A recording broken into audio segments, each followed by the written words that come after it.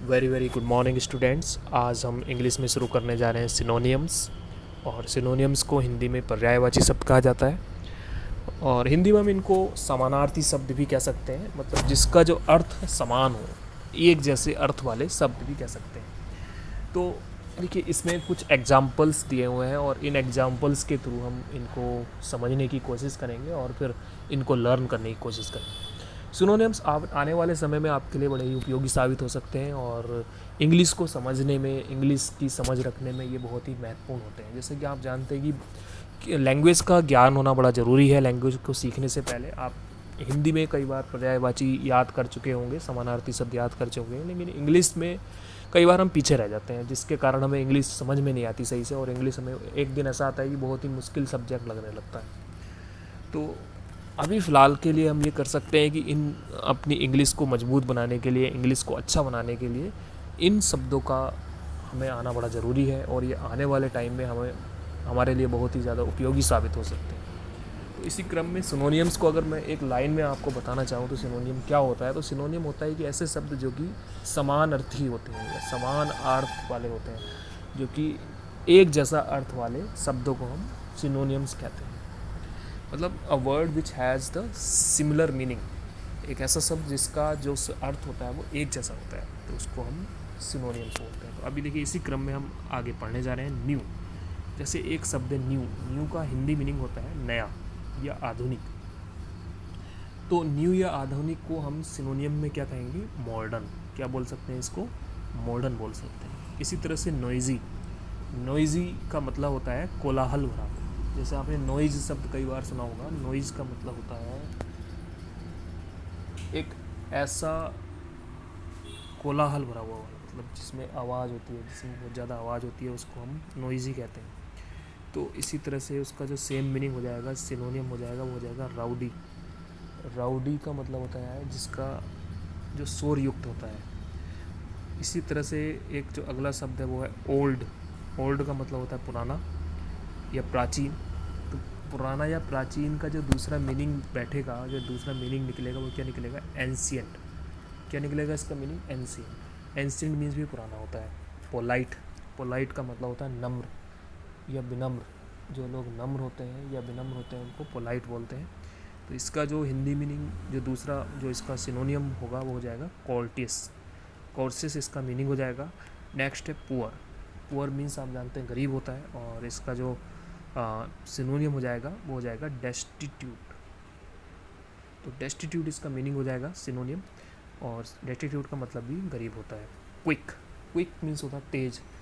तो क्विक का मतलब होता है तेज। तो इसी क्रम में रैपिड या फास्ट, दो मीनिंग है आप इसके, रैपिड या फास्ट, दोनों इसको हम याद कर सकते हैं। रेयर, रेयर का मतलब होता है मुश्किल से मिलने वाला या दुर्लभ।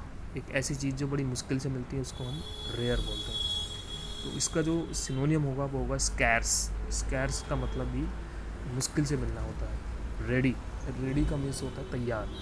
तो रेडी मीन्स तैयार रहना, या फिर इसका हो जाएगा अलर्ट। अलर्ट का मतलब भी तैयार रहने से होता है। रियल, रियल मीन्स होता है सच्चा। तो इसका जेन्युइन, जेन्युइन का मतलब भी सच्चे से ही होता है। रिच, रिच मीन्स होता है धनी। तो इसका हो जाएगा वेल्दी। वेल्दी का मतलब भी धनी ही होता है। रूड, अगला शब्द है रूड। रूड का मतलब होता है असभ्य है, यह एक ऐसा आदमी जो सभ्य नहीं होता है, जो अजीब होता है। तो इसका जो मीनिंग, जो इसका सिनोनियम हो जाएगा वो हो जाएगा इम्पोलाइट। पोलाइट मीन्स विनम्र होता है, तो इम्पोलाइट इसका जो उल्टा हो जाएगा इम्पोलाइट, असभ्य हो जाएगा। सैड, सैड मीन्स दुखी होता है। तो सैड का जो सिनोनियम होगा वो अनहैप्पी हो जाएगा। आप जानते हैं हैप्पी मीन्स तो सुखी होता है, खुश होता है, उसका अनहैप्पी हो जाएगा। सेफ, सेफ मीन्स होता है सुरक्षित। तो इसका हो जाएगा सिक्योर। सिक्योर मीन्स भी सुरक्षित ही होता है। स्लीपी, स्लीपी मीन्स होता है जो सोना जैसा होता है, जो मतलब नींद आने वाली होती है जिसको, उसको स्लीपी बोलते हैं। तो उसका हो जाएगा ड्राउजी। इसका हो जाएगा ड्राउजी। ड्राउजी का मतलब भी स्लीपिंग होता है, स्लीपी होता है। स्लिम, स्लिम का मतलब होता है पतला। तो इसका हो जाएगा स्लैंडर। स्लैंडर मीन्स भी पतला होता है, और आप इसको याद कर सकते हैं। यूजुअल, यूजुअल मीन्स होता है सामान्य। जैसे कोई चीज़ अगर सामान्य होती है तो उसको यूजुअल बोलते हैं। तो इसका जो सिनोनिम हो जाएगा नॉर्मल हो जाएगा। वैकेंट, बैकेंड मीन्स खाली होता है, तो बैकेंड का एम्प्टी हो जाएगा।